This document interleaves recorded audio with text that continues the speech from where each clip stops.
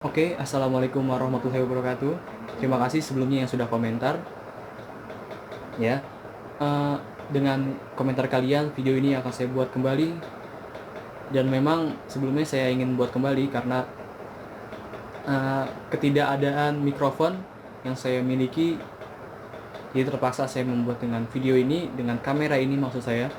Dan kita akan sedikit membahas tentang website. Sebenarnya kita saling belajar di sini dan kita akan membuat sebuah video tentang bagaimana cara proses membuat sebuah website. Nah, mungkin yang awam, Anda yang baru-baru ingin membuat sebuah website atau menjadi web programming seperti saya, tidak melihat sebuah website yang utuh ya. Karena saya sebelumnya saya minta maaf karena sebelumnya saya ingin membuat sebuah video yang berstruktur, proses alur yang rinci bagaimana pembuatan website itu terjadi, dan mungkin video yang jadinya itu akan lama atau mungkin saya akan buat terpisah video tersebut, bagaimana atau website yang sudah jadi, yang sudah dibuat sebelumnya dengan bahasa-bahasa yang atau dengan tag-tag yang sebelumnya kita akan buat. Dan termasuk video yang kemarin Anda sudah mendapatkan struktur halaman website, maaf, bukan struktur halaman website tetapi struktur tag HTML5 ya kan. Dan yang kedua yang meta, yaitu ada terdiri berapa meta kemarin, banyak sekali. Dan sekarang kita akan melanjutkan dengan link ya, habis itu style dan script. Oke, kita akan membahas tiga komponen tersebut. Yang pertama apa tadi? Link, style, dan script. Oke, kita akan membahas di video ini di part ketiga, dan semoga Anda tertarik dan menonton video ini dan membagikan video ini kepada orang lain. Terima kasih.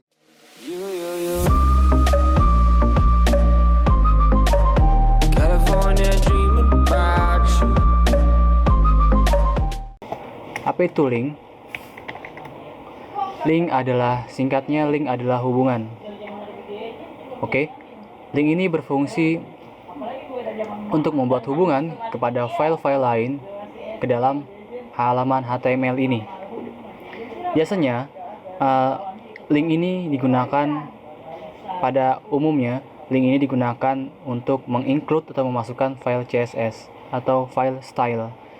Yang digunakan untuk bahasa lainnya adalah untuk mendesain halaman HTML ini. Oke, jadi biasanya itu adalah file CSS. Link ini memiliki 3 atribut, yaitu ref, singkatannya adalah hypertext reference, dan rel, yaitu relationship, yaitu hubungan, dan yang satu lagi adalah tipe, yaitu tipe linknya. Oke, kita bisa memasukkan sebagai contoh, misalnya saya ingin memasukkan file CSS ke dalam halaman ini.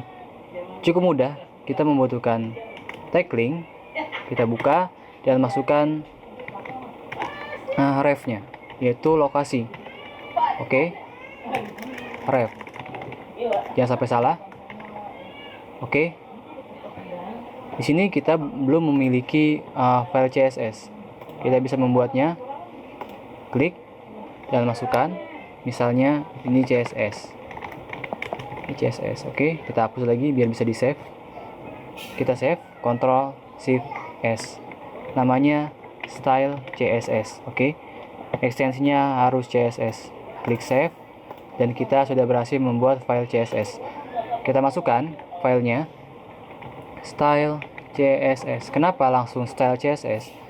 Karena di dalam file HTML ini, file CSS berada di satu halaman sama, yaitu di dalam satu folder contoh. Oke, kecuali dia berbeda, kecuali dia memiliki satu folder lagi.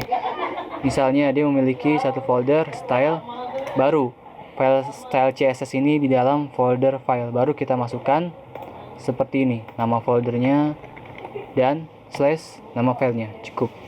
Jika dia ada di luar folder, kita bisa gunakan titik 2 dan slash. Slash ini adalah tanda pemisah. Nah, titik 2 adalah kembali jika di Windows Explorer. Oke, dan masuknya adalah nama folder itu sendiri. Oke, karena ini di dalam satu halaman yang sama, jadi kita cukup memasukkan nama filenya. Oke, ini filenya, dan kita memasukin file style ini. Jadi kita cukup menginclude, memasukkan nama filenya. Oke, Habis itu kita sudah memiliki lokasinya dan filenya. Habis itu kita masukkan rel, jenis hubungannya. Jenis hubungannya apa ke dalam HTML ini? Hubungannya sebagai style sheet. Oke.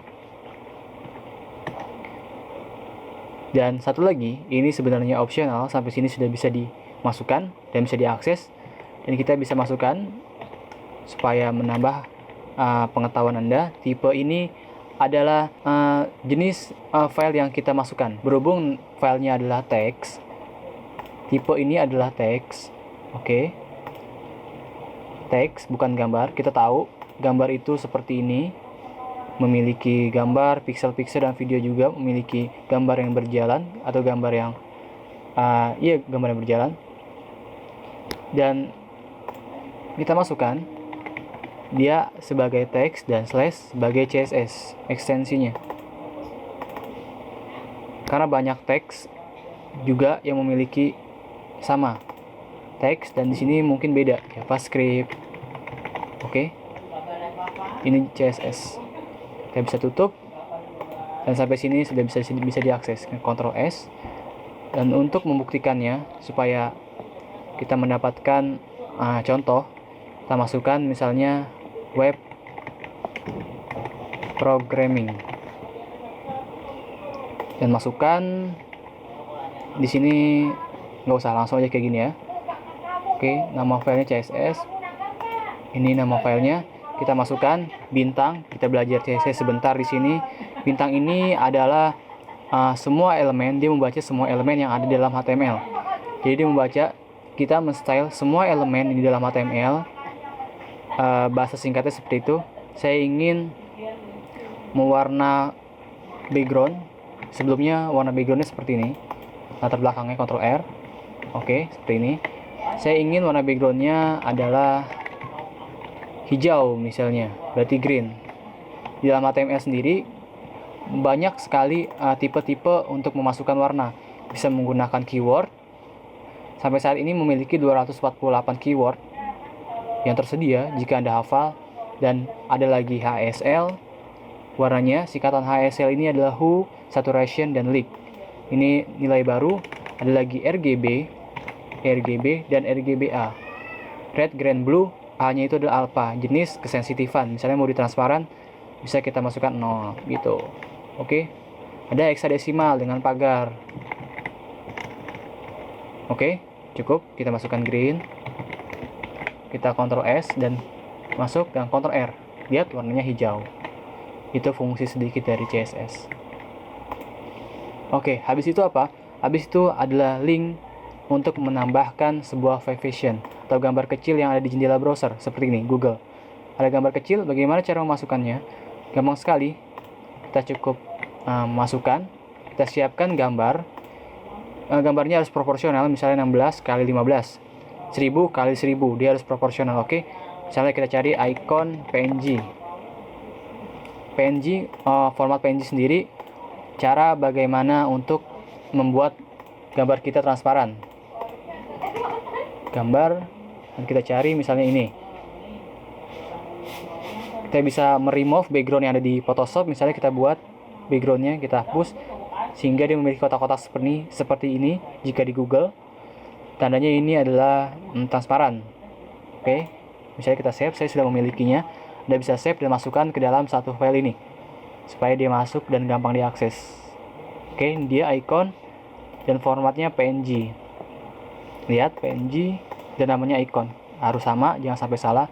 Kita masukkan saja di sini. Link ref sama.